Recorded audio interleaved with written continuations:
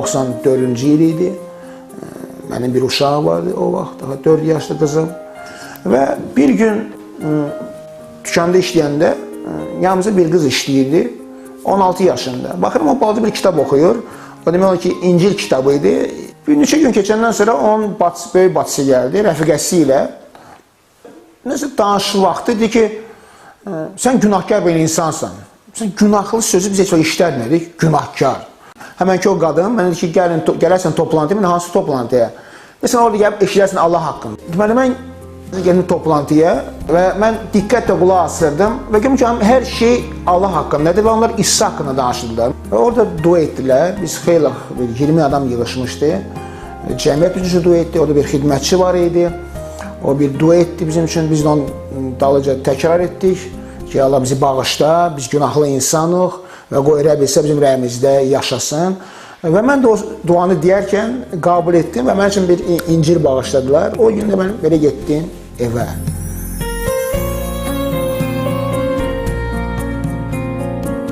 Birinci gün yenə də mən getdim işə. Hər şey yaxşı idi, sevinirdim. Mən daha gözləyirdim ki, bazar günü gəlsin. Orada maraqlı sözlər danışırdılar, vəz edəndə.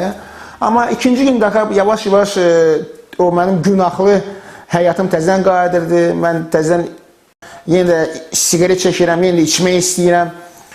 Belə oldu ki, noyabrın 4-ü idi və gəldim öz qardaşımın ofisinə. Deməli, o idi, onun dostu idi və mən idim, 3 nəfər idi. Onlar gələn kimi ki, bizdə narkotik maddə var, çəkək. Və axır o fikirlər, hansı ki, çəkmək qalib gəldi mənə. Mən fikirləşim ki, bəlkə Allah mənə görmür bu vaxt. Belə oldu ki, çəkəndə yarım saatdan sonra halım pisləşdi mənim. Hələ ki, hazır mən səs eşitməyə başladım, amma səs ürəyimdə idi, azı bu daxilimdə. Günahın əvəzi ölüm, günahın əvəzi ölüm, günahın... O səs dayanmırdı. Nəsə qorxu gəldi mənə. Birdən mən belə qalxdım yuxarı, kreslodan, qardaşım dedim ki, ölürəm mən.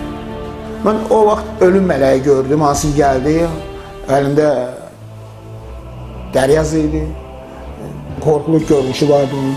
Həyat keçdi gözümün qabağında, nə qədər insan mən incidmişdim. Və bir küncdə mən səs eşitdim ki, həm ki orada işıq gəldi düz üzümə ki, sən de mənə sınağa çəkdi. Ruhum çıxanda, mən daha özümü yuxarıdan gördüm. Bəlkə mən yuxarıdaydım, otağın yuxarısında. Bədən açdı yerə, yıxıldı. Onlar mənə tez tutula qoydular kresloya. Amma hər şey görürdüm. Daha bədən yox, daha mən görürdüm ruhdan, ruhum. Mən gördüm ki, qardaşım götürdü telefon, zəngləmək istədi həkimlərə, götürdü, danışmaq istəyəndə qorxdu.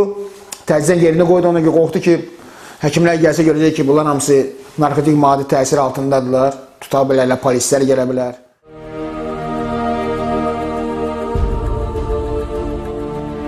Daha bir neçə dəqiqədən sonra mənim ruhum çıxmağa başladı otaqdan. Daha bədən qaldı, bədən ki, nəfəssiz qalmışdı, amma ruhum çıxdı, uçdu arası.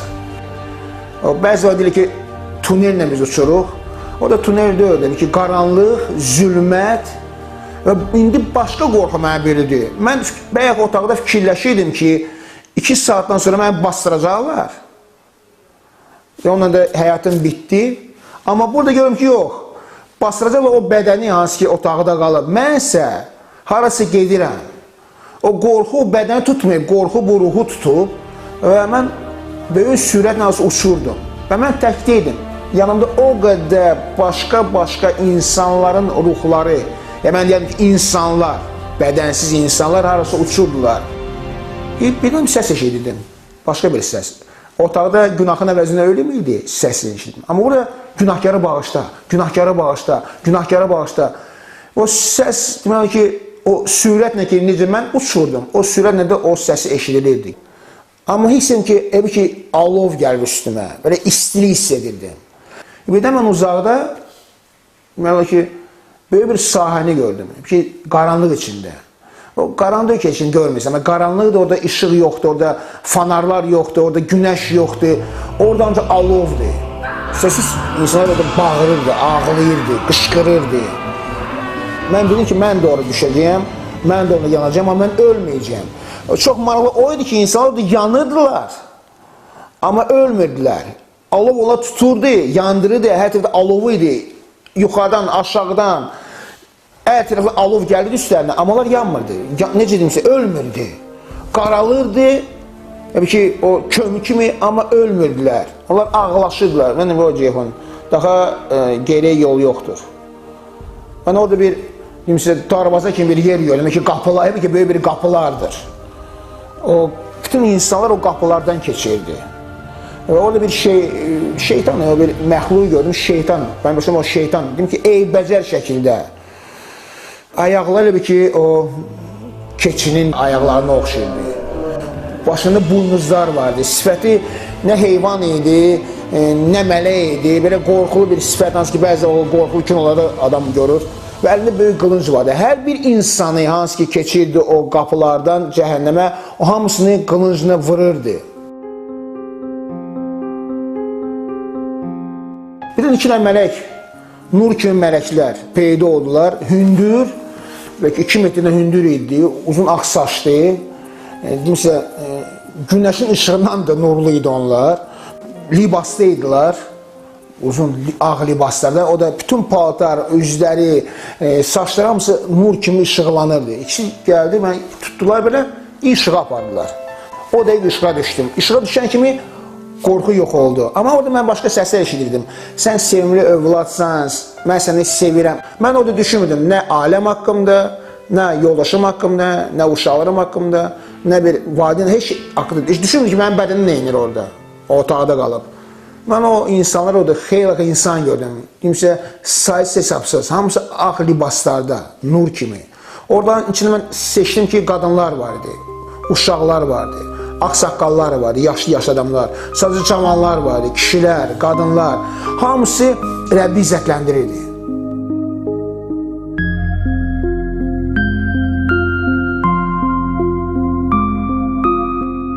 Allahın paçalı mən vaxt təsvir etmirəm, başa düşməm, cənnətdir bu. Bu yana mən baxdım, sağa gördüm böyük bir şəhər. Böyük şəhər, o da bir ki, qızıldan idi, o qədər parıldıydı ki, qızıl parıltısı kimi, böyle bir asarı var idi, o da hündür, o da ki qızıl idi hamısı.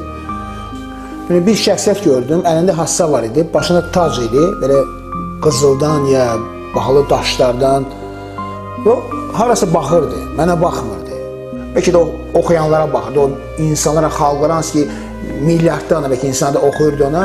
Birdən döndü mənə tərəf, mən də belə rahat idim ki, mən də desən burada qalmalıyam.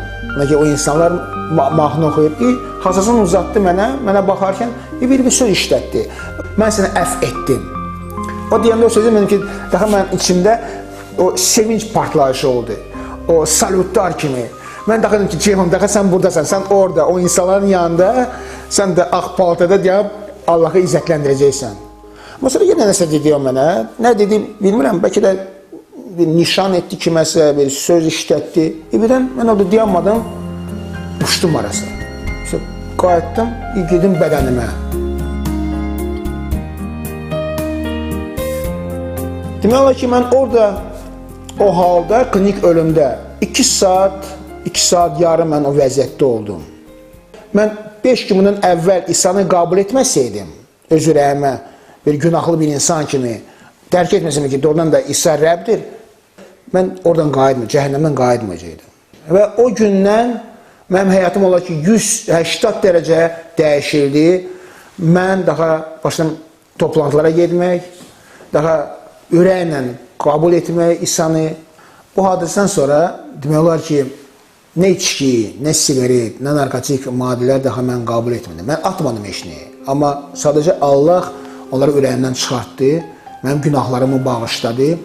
Və mən bir şey anladım ki, bu dünyada hər şey sənin əlindədir.